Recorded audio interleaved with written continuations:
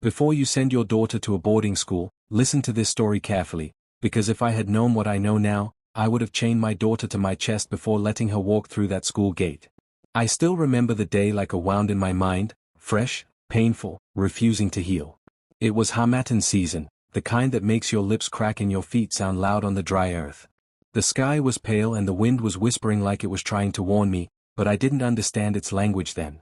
I was holding Ada's big box, pink, with sticker flowers that she arranged herself, and I kept holding it tight, as if releasing that box meant releasing my daughter into the arms of something that had been waiting for her. But she was smiling. 14 years old, innocent, tall like her mother, with eyes full of light. "Daddy, I will be fine," she said. Her breath was white from the cold. I nodded because I didn't want her to see fear in my eyes, but deep down something was stirring in my chest, something dark and heavy. Ogwufi Girls' Boarding School wasn't like the fancy ones in the city. It was a strange mix of old and new, as if two worlds were fighting for the same space.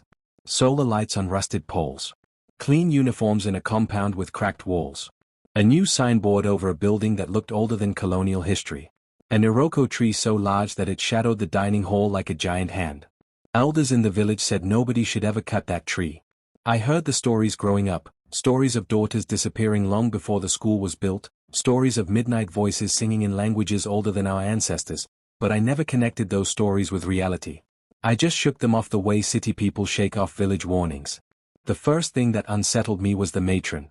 Matron Abir. Her smile was polite but stiff. Her eyes were sharp, too sharp, and when she looked at Ada, something in her eyes flickered like recognition, like she had been expecting her. She welcomed us, spoke gently, but I felt something in her voice that didn't match her words. Ada felt it too. She squeezed my hand a little too tight before letting go.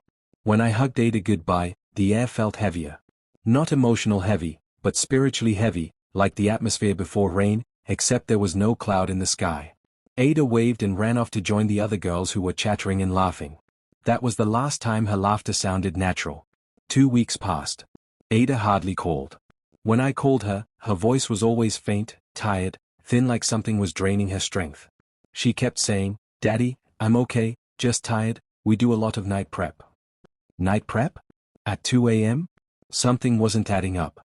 One night, she whispered on the phone, "Daddy, some nights, we don't sleep, some girls, they go out behind the dormitory, they say it's tradition. I don't like it." When I asked what tradition, she didn't answer. The line cut. I tried calling back, nothing. My heart was hammering so hard I could feel it in my neck. So I made a decision. I left work early that Friday. I didn't tell anyone. I just got into my car and drove. The road to Ogwufi was long, lonely, lined with tall bushes that swayed like they were whispering secrets to each other. The evening sun was orange, sinking slowly behind the hills, turning everything into a silhouette. As I approached the school gate, I noticed something immediately. The security man wasn't there. The gate was wide open. And the school compound was too quiet for a boarding school filled with teenagers. I stepped in. The quietness felt wrong, thick, heavy, unnatural. Even the birds weren't making sounds. Then I heard it, singing. But it was distant, low, haunting, like a sorrowful lullaby carried by the wind. And the rhythm was familiar. It was the kind of rhythm my grandmother used to sing when telling us stories about forbidden places and children who wandered into the wrong hands.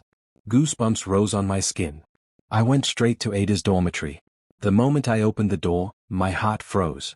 The dorm was empty. All the bunks were empty. No girls. No noise. No movement. The curtains were blowing softly like someone had just walked past them. That was when I saw Ada's shoes under her bed. Ada never went anywhere without her shoes. Never. My stomach tightened. A cold shiver ran through my spine. The singing grew louder. It was coming from behind the dormitory.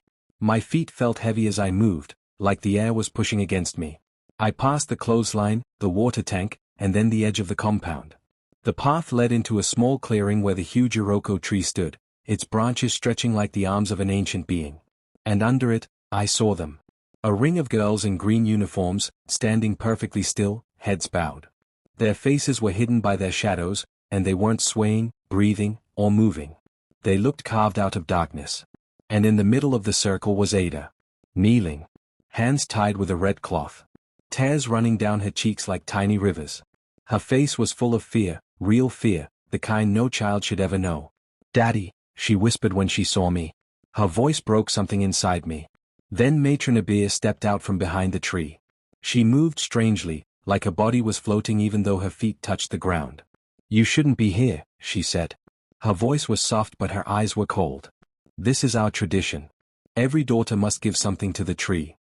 Her voice echoed as if other voices were speaking through her. My jaw tightened. I shouted, "What are you doing to my daughter?" She smiled a small, twisted smile. "Your daughter has been chosen. She must stay. She must give what the tree demands." I didn't understand. Give what? Her innocence. Her spirit. Her purity. The tree needs it. Before I could react, the girls around Ada lifted their heads in perfect unison. Their eyes were empty, hollow, dead. Like they had no soul inside them. Then something happened that will haunt me till the day I die. Their shadows, yes, their shadows, began to move separately from their bodies. They stretched along the ground, long and dark and impossible. And those shadows crawled toward Ada. Ada screamed. A sharp, painful scream. Something exploded inside me. Fear or courage, I don't know. I ran. I didn't think. I ran into the circle, pushing two girls aside. Their bodies fell without resistance, like empty shells. I grabbed Ada and untied her hands. "Stand up," I shouted. The ground shook. The tree groaned like a sleeping giant waking up. We ran. Branches slapped our faces. The wind roared in our ears. The singing turned into shrieking behind us. Ada stumbled but I held her tightly, dragging her forward. I didn't stop running until we reached the car. I pushed her inside, jumped in, and sped off, the tires screaming against the gravel. In the rear mirror, I saw shadows chasing us, stretching like fingers trying to grab the car. But the headlights cut through them and they dissolved into the darkness. We didn't speak on the way home. Ada held my arm the whole time, trembling so badly I could feel it in my bones. That night, she slept curled beside me like she was trying to disappear into my body. I stayed awake listening to every sound. The next morning, I went back with the police. The school was empty. Completely empty. Classrooms abandoned. Mattresses missing. Desks overturned. No teachers. No students. No matron. No footprints. Nothing but silence and that massive Iroko tree standing still like it was watching us. Ada didn't speak for weeks. She couldn't sleep alone. Some nights she woke up screaming, shouting, "Daddy, don't let them take me. Their shadows are here." I held her, whispering that she was safe, even though I wasn't sure. Even now, many months later, Ada is afraid of the dark. She can't go near tall trees. She jumps when she hears girls singing. She still wakes up some nights and says, "Daddy, I think they're coming." And the worst part? Sometimes I hear the singing too. Sometimes, late at night, when the moon is bright and the wind is slow, I hear a voice outside my window humming the same old rhythm my grandmother used to warn us about. Oni Jerry enogu abalai.